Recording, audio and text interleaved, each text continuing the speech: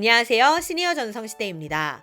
여러분 최근에 이것 받으셨나요? 적십자 회비 지로용지. 제가 질문 하나 드려볼게요. 적십자 회비는 반드시 내야 하는 걸까요? 아닐까요?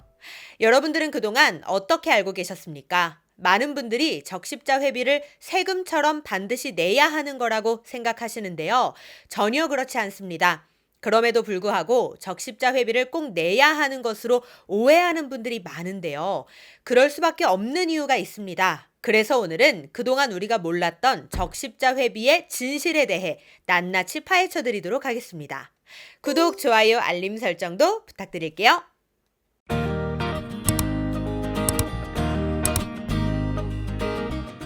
여러분도 올해 받으셨나요? 적십자 회비 지로용지. 매년 12월과 1월은 적십자 회비 집중 모금 기간인데요. 개인은 만원, 개인 사업자 3만원, 법인은 5만원입니다. 그리고 제때 내지 않으면 2월에 2차 통지서도 날아옵니다. 이렇게 금액을 딱딱 정해서 보내니 많은 사람들이 의무라고 생각하고 납부하고 계신데요. 여러분들 중에도 혹시 의무인 줄 알고 납부하신 분 계신가요? 실제로 연말연시가 되면 인터넷에 이런 질문이 꼭 올라옵니다. 적십자 회비 안 내면 어떻게 되나요? 벌금 무나요? 적십자 회비 꼭 내야 하나요? 적십자 회비 의무인가요? 그만큼 의무라고 생각하시는 분들이 많다는 뜻이죠. 그럴 수밖에 없는 게 세금 고지서처럼 생겼어요. 그래서 왠지 안 내면 불이익이 있을 것 같고 또 해마다 날아오니까 이건 매년 당연히 내야 하는 거구나. 이렇게 생각하는 분들이 많은 겁니다. 실제로 적십자 회비는 지난 2000년부터 지로용지로 보내지고 있는데요.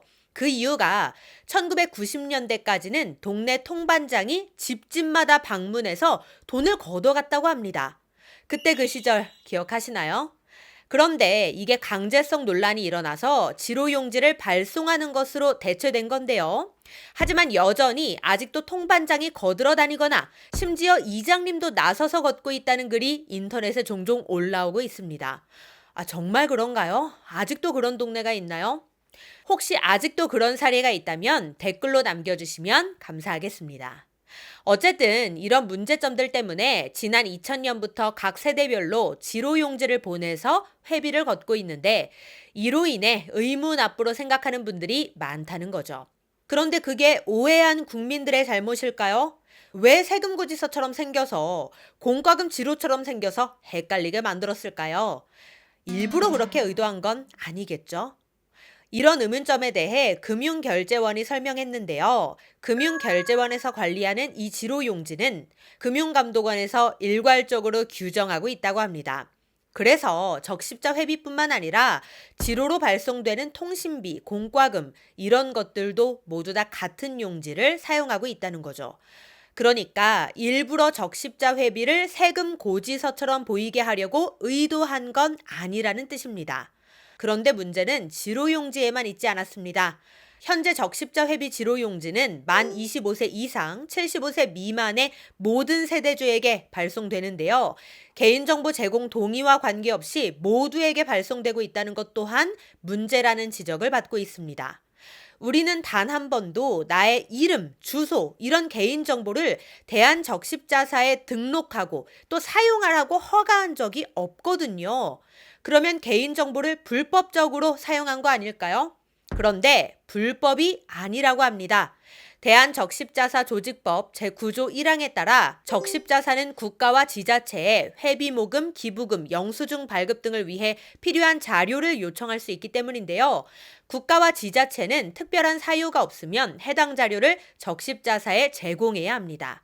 따라서 적십자사에서 국민의 개인정보를 활용해 지로용지를 보내는 것, 이 모든 게 다 합법적인 절차라는 거죠.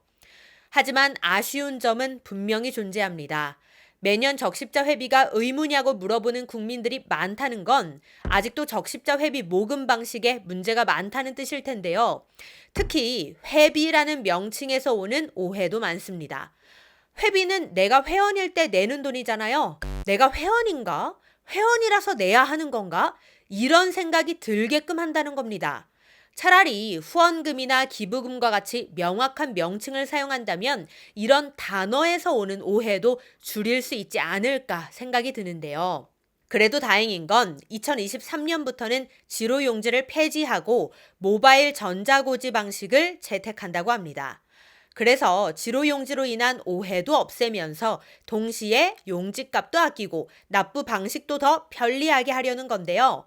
물론 적십자 회비를 내는 게 나쁜 건 아닙니다. 적십자 회비는 어려운 이웃을 위해 쓰여지고 있는데요. 실제로 2020년에는 코로나19와 호우 피해 지원에도 기부금을 사용했다고 합니다.